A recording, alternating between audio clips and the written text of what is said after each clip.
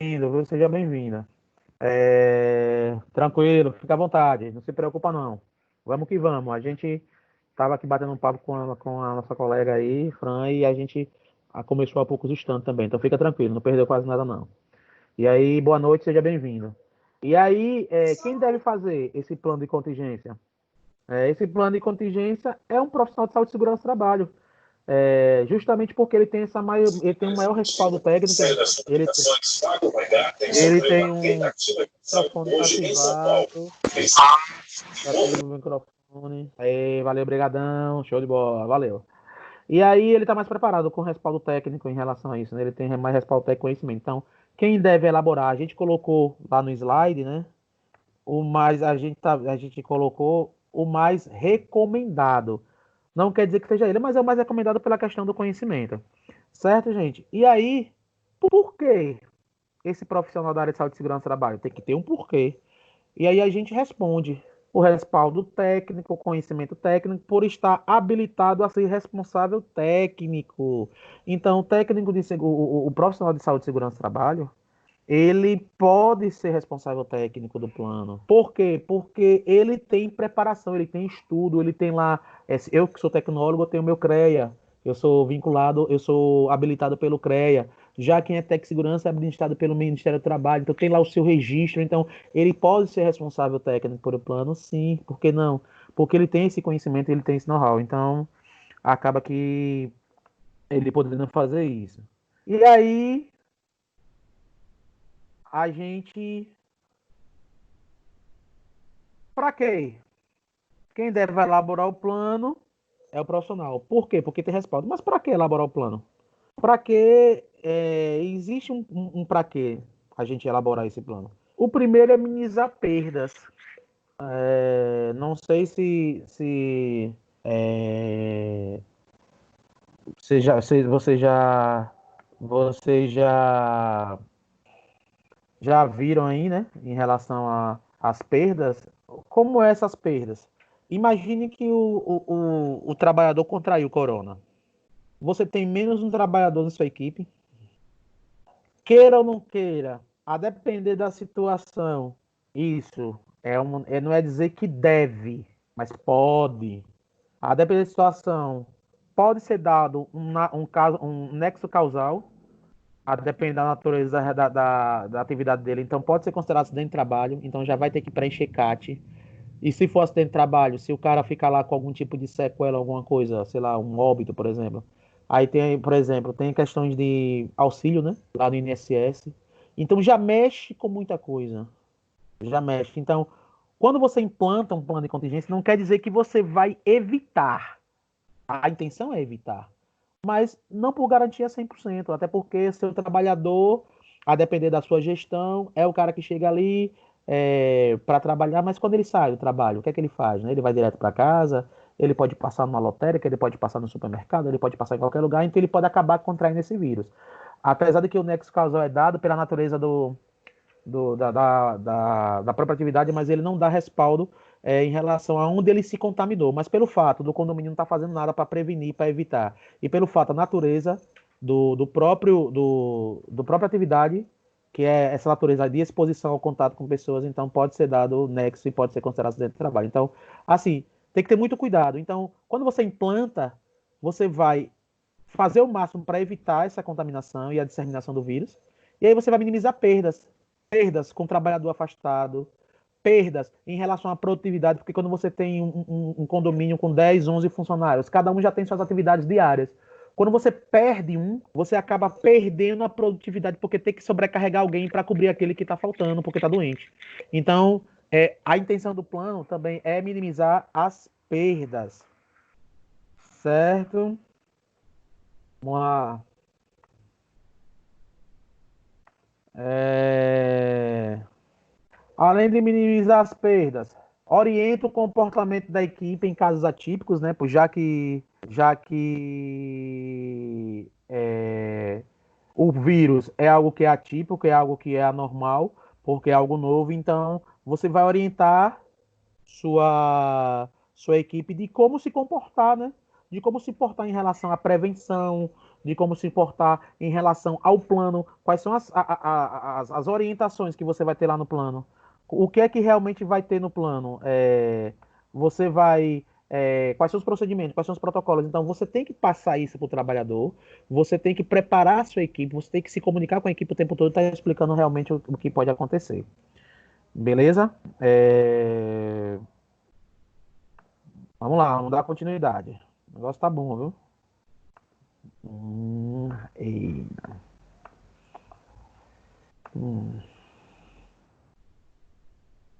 Traz visibilidade dos riscos, ou seja, muitas das vezes você tá ali, né? Você tá ali é, implantando algo em relação ao próprio corona. E isso aí traz uma visibilidade até de outros riscos. Talvez tenha outros riscos ali implantados em relação ao próprio corona, né? E aí que você, quando vai implantar as ações do plano, você acaba enxergando outros riscos que até estavam na sua, assim, presentes, e automaticamente você não tinha essa visibilidade em relação a realmente o que estava acontecendo. Por quê? Porque você não tinha uma cultura de prevenção. Então, agora que você está implantando o, o próprio plano, ele vai trazer visibilidade para você de outros riscos. Então, acaba que você visualiza outros riscos e você se prevenindo de outros riscos. Então, às vezes, você vai implantar uma ação de uma coisa, automaticamente, quando você vai implantar algo em relação ao corona, você já pode ter uma visibilidade de outros riscos ali, e aí você já vai cuidar daqueles riscos também que podem afetar a saúde e segurança do seu trabalhador. E aí, o interessante é isso, é você já ter visibilidade em relação a todos os riscos, não só do corona, mas também como de todos, entendeu? É, Então, ele traz essa visibilidade. Beleza, gente? Tranquilo? Vamos lá. Então, ele traz essa visibilidade para vocês. Vamos lá. Como colocar em prática? Como colocar em prática esse plano, né? Como é que ele vai para a prática? É, Como é que ele vai para a prática aí? Que é o que vai ser colocado em prática. É, Só um minutinho, gente. Porque deu um problema aqui, travou a tela. Pera aí, só um minuto, viu?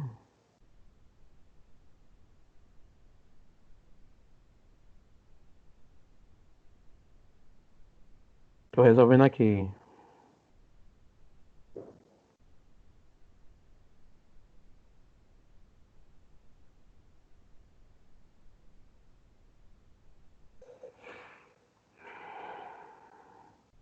Certo, gente? Então vamos lá.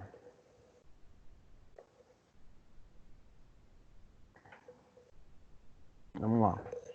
Já resolvi aqui. Vamos lá. Isso. Colocar em prática. Como é que você vai colocar esse plano em prática, gente? Identificar as necessidades possíveis e problemas. Primeiro ponto. Você tem que, você tem que colocar as suas necessidades, né? As suas metas em relação ao plano. O plano ele vai servir para quê? Ele vai ser colocado em prática para quê? A gente sabe que a meta principal é de evitar a disseminação e contágio do coronavírus no condomínio, porque os trabalhadores. Então, já é uma meta. Então, assim, você pode ter várias metas ligadas ao próprio plano. Para que você colocar em prática, para ficar tudo bem claro, essa meta ela tem que ser bastante clara, objetiva e definida. E outra, todo mundo que vai participar tem que saber dessa meta. Você que é gestor, os próprios trabalhadores, todo mundo que for se envolver nas questões nas questões do próprio plano, tem que saber qual é a meta, quais são os objetivos. Então isso tem que ser posto em prática, isso tem que ser colocado em evidência, para que todo mundo tenha o mesmo objetivo, todo mundo ande pela mesma linha de raciocínio, de pensamento e de ações. Então, precisa, para você colocar em prática, primeiro, ver essas questões aí do próprio plano. Vamos lá. Segundo ponto, avaliar o impacto do risco. Você vai colocar o plano. E aí, qual é o risco que vai ter se por acaso tiver uma falha? O que pode acontecer dentro desse condomínio? O que é que vai acontecer? O que pode acontecer se por acaso gerar uma contaminação aí? Em vez de você ter um trabalhador contaminado, você ter dois, três. Qual vai ser o impacto desse risco aí que você não controlou, não conseguiu controlar? Qual vai ser o impacto de pessoas contaminadas? E se essas pessoas tiveram contato com suas famílias em casa? E aí contaminaram família, contaminou a esposa, o esposo, que já contaminou outras pessoas em seus trabalhos, em outros lugares, como pode contaminar morador. Então você tem que avaliar o impacto do risco para você ver, entender a extrema necessidade em relação ao próprio risco de contaminação, caso ele falhe. Então não pode falhar o plano. Certo, gente? Vamos lá.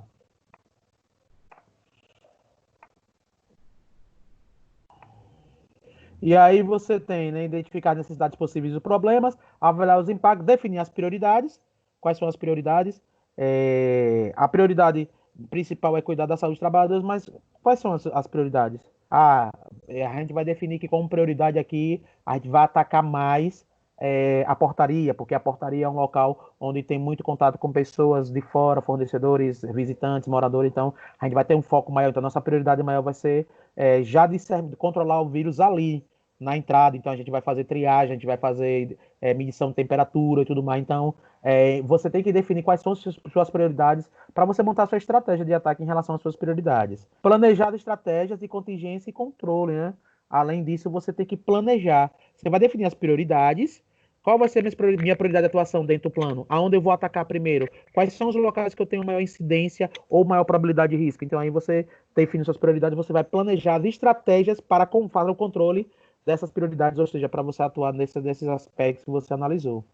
E aí, escrever o guia do plano, testar o plano sempre e revisar o plano, que é passar por uma atualização. Gente, esse guia do plano, ele é bem interessante. O guia do plano nada mais é do que um resumo. Então, o que é que você pode fazer? Você pode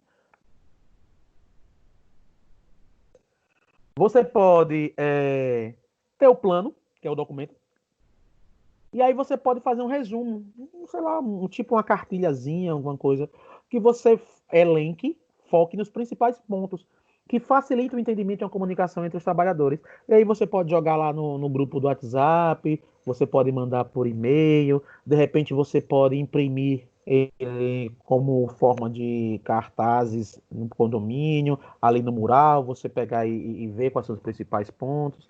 Então, assim, esse guia, ele facilita muito na comunicação entre os trabalhadores do que está realmente acontecendo, o que é para ser feito, o que não é. Então, o guia é justamente esse resumo, essa sintetização do próprio plano, que o plano é um tanto quanto extenso, então você vai pegar as principais informações e vai melhorar essa comunicação. Então, acaba que você está dizendo, e você tem que estar testando, né? Lembra de que a gente viu na aula passada, do ciclo PDCA, que é um ciclo contínuo. Então você está testando ali, testando. De repente, essa estratégia aqui está dando certo. Vamos lá, vamos continuar. O que é bom a gente pode melhorar. Essa aqui já não está dando certo. Vamos corrigir, vamos ver o que a gente pode fazer para corrigir, por que não está dando certo, como ela pode dar certo. Então, é contínuo, certo, gente? Então, você tem que estar testando o plano todo momento também. Atualize sempre seu plano. Por isso que ele precisa ser elaborado e implementado, justamente por causa disso.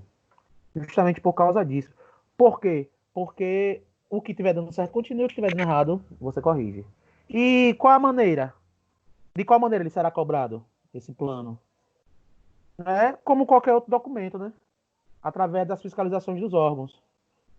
Certo? E aí, quem vai fiscalizar?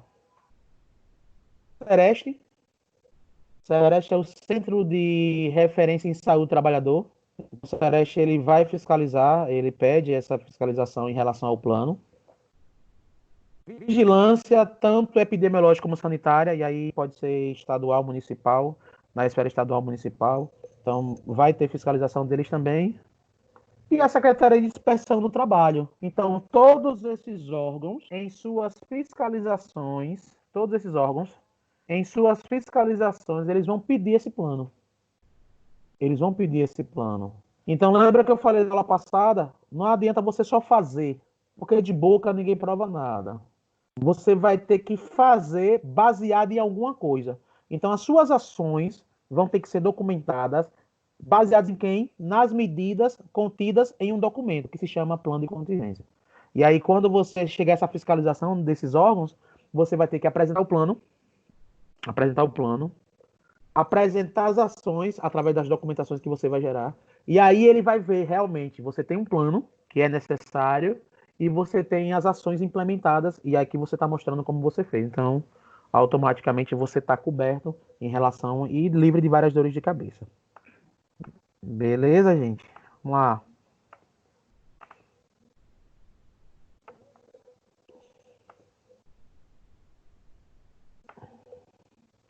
Quando é que ele vai cobrar? Quando é que vai ser cobrado? De imediato. As fiscalizações já começaram. Até porque a gente está passando por uma retomada da economia, tem um plano de retomada da economia. Então, os órgãos estão fiscalizando tudo, porque tudo vai ter que passar, né, por, por fiscalizações e com sujeito a multas. Viu? O projeto de lei, ontem, na Assembleia Legislativa aqui do Estado de Sergipe, ele foi aprovado para que qualquer pessoa que for pego na rua, eu acho que só falta sancionar o governador. Qualquer pessoa que for pego na rua, sem máscara, pode receber uma multa da Polícia Militar, do Corpo Bombeiro, de R$ 87.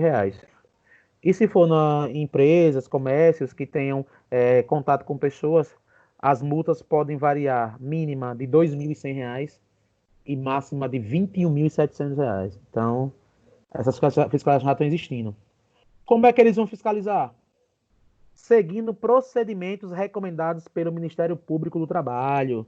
Então, o Ministério Público do Trabalho já entendeu que vai ser necessário eles terem um norte, uma diretriz em relação a essa fiscalização. Então, o próprio Ministério Público do Trabalho, que também envolve as questões de segurança do trabalho de vários lugares, tem como a esfera aí federal, e aí tem seus âmbitos estaduais aí, então acaba que ele tendo interferência em relação a tudo em relação à saúde e segurança do trabalho. Então ele lançou uma recomendação onde ele recomenda a esses órgãos que vão fiscalizar o que tem que ser fiscalizado, o que tem que ser pedido, o que tem que ser cobrado. E aí esses órgãos vão cobrar nessas fiscalizações baseado nessas recomendações. Então, por isso que é interessante. Você está preparado. Vamos lá.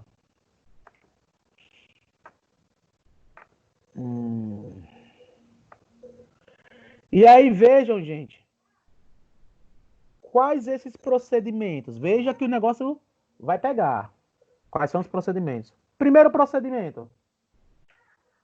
O Ministério Público do Trabalho recomenda que os órgãos fiscalizadores façam contato com as empresas, no caso, condomínio é empresa, utilizando-se dos meios de comunicação mais ágeis. Então, se eles estão dizendo que é mais ágeis, é porque eles não querem demorar, ele não quer que se prolongue, ele quer ter uma comunicação ágil com a empresa, com o condomínio não é diferente, e ele quer ter uma resposta ágil. Por quê? Porque os meios que ele vai utilizar é e-mail, telefone ou videoconferência. Então, isso quer dizer o quê? Que esses órgãos, eles vão entrar em contato. E quando ele entrar em contato por e-mail, por telefone ou videoconferência, ele já pode ali deduzir alguma coisa. De repente, ele pode estar lhe informando que vai no condomínio amanhã. Ele pode passar um e-mail dizendo que vai no condomínio amanhã. Ele pode estar ligando para